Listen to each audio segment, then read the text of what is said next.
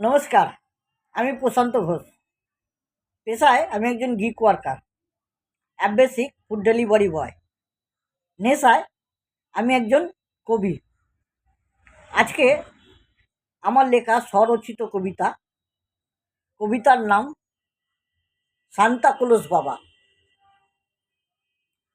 বাবা তুমি আমার কাছে আজকের সান্তা ক্লজ, আনন্দ খুশি দিয়েছ বিলিয়ে প্রতিদিন প্রতিরোজ।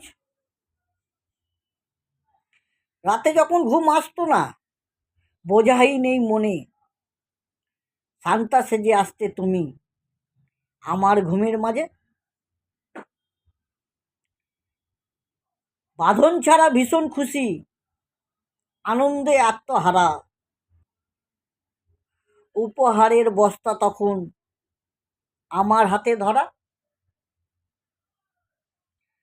ভালোবেসে আমায় তুমি আগলে রাখতে বুকে, আমার সাথে করতে খেলা সান্তা ক্লজ সেজে। নমস্কার।